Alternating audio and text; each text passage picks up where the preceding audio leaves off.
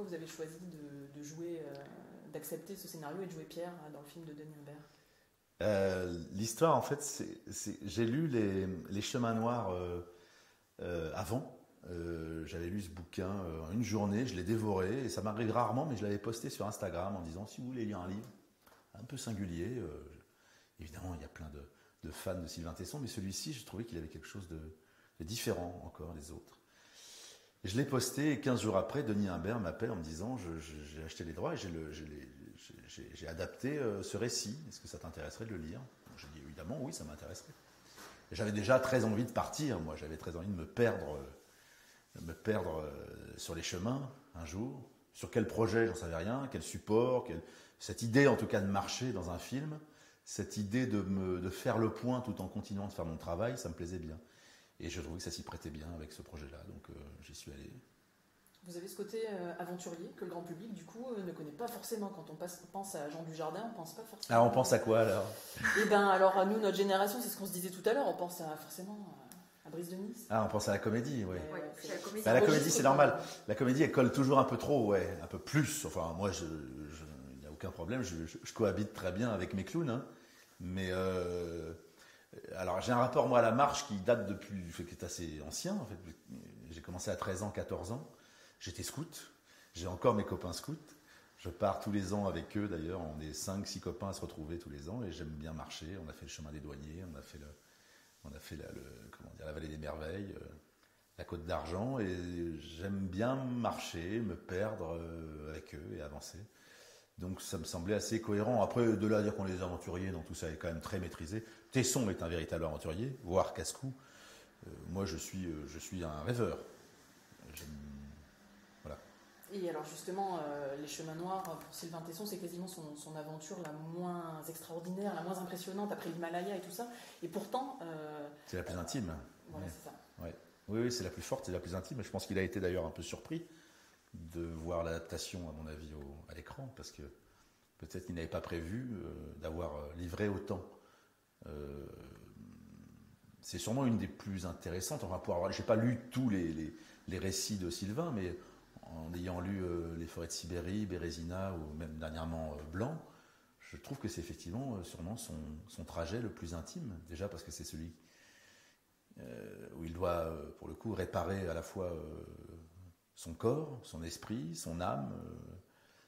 C'était un projet de film au fond, quoi. Et je crois que chaque être humain, à mon avis, dans ce genre de projet, peut y greffer ses propres tourments, ses propres maux, ses envies, ses désirs Parce que c'est un fantasme, hein, à chaque fois, je trouve, pour un humain, de se barrer. De se barrer en plus dans un pays qui est finalement pas si grand que ça, mais qui offre finalement plein de régions, plein d'émotions totalement différentes dans son territoire, dans son terrain, dans son substrat, comme dit Tesson. C'est un chemin de cailloux, c'est un peu le chemin de la repentance aussi. C'est un chemin pour se guérir et pour essayer de expier forcément quelque chose, en se disant peut-être que je sortirai sûrement forcément amélioré. Ouais. Alors nous, on a découvert le film ce matin et on y a vu plusieurs dimensions, notamment dans un même lot, l'évasion, la liberté, le voyage, la découverte du territoire, l'écriture et le langage. Vous y voyez ça, vous aussi Ouais, j'y vois surtout un chemin intérieur, quoi. En fait, pour moi, c'est un road movie fixe, en fait. Hein. C'est un truc qui se passe dans son esprit, quoi. Il l'a fait pour se sentir, je suppose, encore humain et encore bipède. Pour se dire, en gros, la maladie, enfin, du moins, ce corps qui semblait ne plus en être un, finalement, fonctionne encore.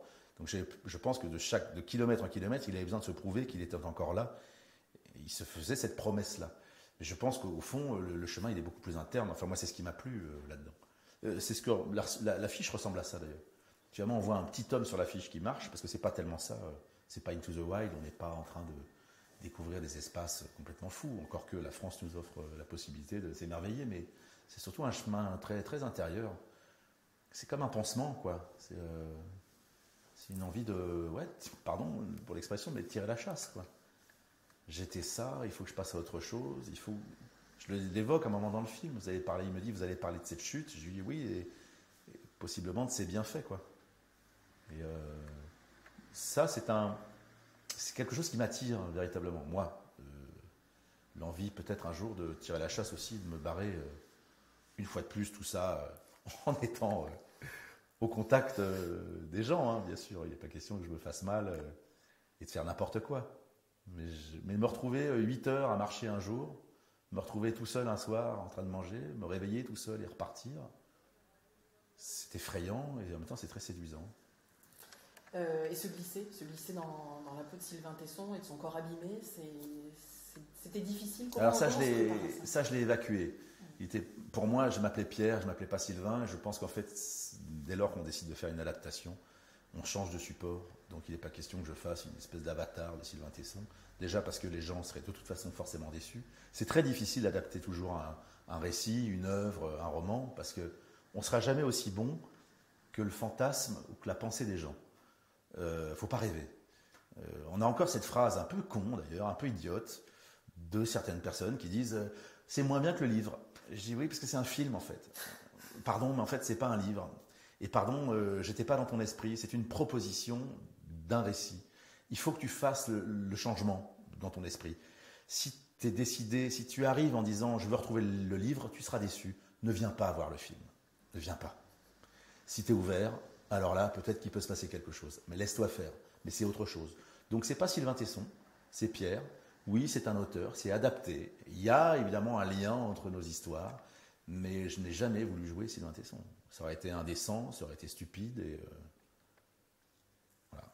En tout cas, vous jouez Pierre, qui se retrouve dans une marche solitaire, très introspective. C'est difficile, ça, de jouer finalement sans... De ne pas jouer. Oui. Non, parce qu'il y a des projets pour ça, il y a des moments pour ça, il y a peut-être des âges même pour ça. Et puis il y a aussi tout le temps une alternance de projets, en sortant d'un film comme Novembre, qui est un événement qui est dans notre chair, qui est dans un mouvement. Là, je cassais encore ce mouvement, j'arrivais dans une arythmie, dans quelque chose de plus lent. On n'a pas le sentiment de véritablement jouer, parfois on est à 100 mètres de la caméra. J'aime bien l'idée de me dire parfois je peux composer comme sur les comédies où je dois y avoir des personnages qui tiennent vraiment la route et qui sont facétieux, déconnants, expressifs. Là j'éteins tout. J'éteins tout et je suis Pierre dans ses tourments, dans sa pensée. Et quand je fais du feu, je fais du feu. Quand je lis, quand j'écris, j'écris. Je fais pas plus que ça. On est dans un espèce de documentaire, dans quelque chose d'un peu indécent parfois. On donne bizarrement, on ne sait pas tout ce qu'on donne d'ailleurs, parce qu'on donne beaucoup de soi en ne voulant rien faire. C'est assez étrange. Alors le film s'appelle Sur les chemins noirs, à la fois la référence aux cartes hygiène et puis peut-être à ces chemins plus sombres qu'on a chacun. Ah oui, bien sûr. Oui. Ces issues de secours en quelque sorte aussi de l'existence. Ah oui, bien sûr. Ouais. Ouais, enfin, ça, pour le coup, je le découvre, mais je trouve ça fascinant en fait. J'ai vu ça encore parce que je les avais devant moi, ces cartes hygiène, mais voir effectivement ces petits serpents noirs, je me dis, mais en fait, il y a vraiment une possibilité de se barrer, une possibilité de se perdre. Et on n'est pas dans un bush australien, on est dans quelque chose, on est dans une petite France, quoi. Assez jolie, assez variée. C'est génial, la perspective de cette possibilité, ce qu'on nous offre encore, ce que la carte hygiène nous offre. C'est vrai, c'est chouette, hein. Franchement... je le savais, j'en connais des cartes hygiène, mais je les avais jamais regardées comme ça, comme je les ai regardées dans le film. On regarde toujours des jets, on regarde autre chose d'ailleurs parfois dans une carte hygiène, mais pas ces petits serpents. Et ça, j'espère que les gens vont l'attraper, vont se dire si les gens emboîtent le pas du personnage, il peut se passer des choses. On peut se dire ça peut me faire du bien. Ouais. Parce que ces petits serpentins noirs, c'est vraiment les traits les plus fins, la France la plus profonde. Vraiment, ah oui, elle est recouverte, hein, même ça certains choses. Ouais, bien sûr. Ouais. Oui, c'était le désir effectivement, à la fois de Sylvain de traverser cette France, et puis de traverser certains, comme parfois certains politiques malhabiles peuvent dire le couloir de la misère ou le fait est qu'il y a des régions qui ne sont pas très bien desservies, c'est un peu compliqué. Alors, en même temps, ça les laisse dans un écrin merveilleux, et en même temps, on met 6 heures pour y accéder. Moi, j'ai découvert aussi ça. Et on découvre en même temps des gens comme dans le film qui vendent à la fois de la viande, des fringues et des médicaments, parce qu'il faut bien que quelqu'un le fasse. Donc c'est du système D. C'est à la fois sinistre et admirable. C'est étonnant. Et donc ce chemin-là vous amène dans le Cantal pour 5 jours de tournage. Ouais. Le Cantal, vous connaissiez? Peu. Voilà, parce qu'en fait, je crois on passe par le Cantal, mais on ne va pas dans le Cantal, sauf quand on est auvergnat. Mais j'ai eu l'occasion de passer par les autoroutes, cette espèce d'autoroute qui longe là en diagonale, etc. C'est merveilleux à chaque fois d'ailleurs. Mais c'est vrai qu'on n'a jamais l'occasion, malheureusement, on nous emmène rarement voir le public dans le Cantal. Comme on va rarement dans les Pyrénées, par exemple. Je dis ça parce que ma famille ancienne vient des Pyrénées. Je pense souvent à la vallée d'Aspe où j'ai pu tourner Le Dain, j'ai tourné quelques films là-bas. Je me suis fait la même réflexion. Il y a des villes thermales du 19e siècle qui sont totalement en banqueroute, oubliées, murées, magnifiques, mais fantômes. Et j'ai eu parfois ce sentiment-là en me disant comment ça se fait que ce petit pays ne fasse vivre finalement que ces grandes villes ou les quelques villes côtières et oublie. Je dirais que un des problèmes en tout cas de cette France, c'est aussi ça, quoi. C'est parce que c'est pas desservi, parce qu'on ne sait pas y aller, on ne peut pas y aller. Comment on fait? Et est-ce que de ces 5 jours dans le Cantal, vous avez gardé des souvenirs? Par exemple, je sais pas moi, le plan du Cantal? Le plan de Cantal, je me suis dit, quand on arrive dans le plan de Cantal, on se dit on ne peut pas aller en Patagonie en fait. Il faut d'abord passer par le plan de Cantal. Déjà, budgétairement, c'est quand même plus malin, mais c'est surtout que c'est complètement fou. Il n'y a aucune antenne avant je ne sais pas combien de kilomètres. La lumière le matin à 7h avec Jonathan Zakaï, quand on est... c'est complètement fou.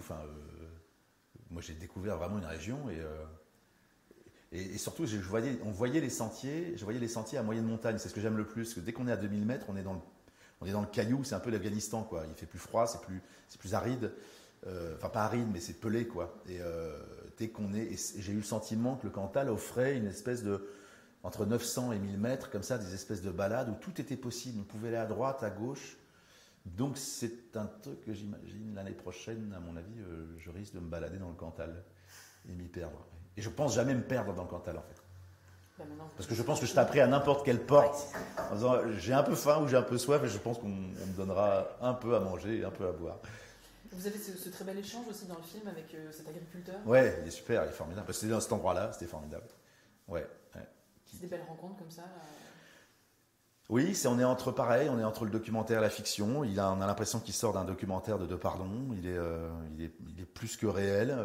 Je vous avoue qu'entre le repas de la veille et cette scène, il n'y a pas grand-chose de différent. Il est centré, il est tout lui, il est à la fois humble, on ne sait pas ce qu'il joue et ce qu'il donne véritablement. C'était la belle idée, en tout cas, de mettre des vraies gueules sur ce film et non pas un casting parfois qui serait un peu à côté, qui serait un peu joué, trop joué. C'est toujours le problème avec ces films un peu wild, ces films qui veulent raconter des choses, notamment sur la ruralité, où c'est jamais donner de leçons, parce que c'est chiant, vous comme moi, je pense que personne n'aime qu'on lui donne des leçons en disant regarde, on oppose la ville et le village, on oppose le mouvement. La ville a créé aussi des très bonnes choses, il ne faut pas se leurrer, comme... faisait rire des fois, il y avait des gens pas dans le Cantal, mais d'autres qui me disaient nous, on est quand même eu ici, hein, on met pas 2 heures pour aller au travail. Hein. Bon, il n'y a pas de travail. Mais bon.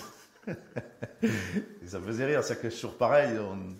J'ai rencontré des Auvergnats dans l'avion tout à l'heure, ils me disaient on vient à Paris parfois sans canailler, retrouver du mouvement, et on est content de revenir dans le Cantal parce que on ressouffle, quoi. Je pense qu'on a besoin des deux. Donc, mais on a aussi besoin de ça. Peut-être que ce film peut nous donner un moment un peu d'air. Je vous dis une fois de plus, si on emboîte son pas, chacun peut y mettre ses tourments, ce qu'il a envie de se raconter. C'est un moment de faire le point. C'est pas mal. Sans donner de leçons, évidemment. Et vous, très personnellement, c'est des films qui font du bien de faire des choses comme ça? Oui, beaucoup, oui. Oui, mais moi j'aime beaucoup ça. Moi j'ai besoin de marcher, j'ai besoin d'être seul. J'ai besoin d'être seul, beaucoup, parce que justement je suis très entouré, souvent. Sur un plateau, avec des gens, on est sollicité. Pas depuis que j'ai la notoriété où je fais ce métier-là. J'ai toujours eu besoin d'être seul. Depuis que je suis tout petit garçon, j'ai eu besoin d'être seul. J'ai besoin de marcher seul. Je me connais. J'ai besoin de faire marcher mon imaginaire. J'ai besoin de... Et l'imaginaire fonctionne très bien en marchant. M'aérer, aller dans une forêt,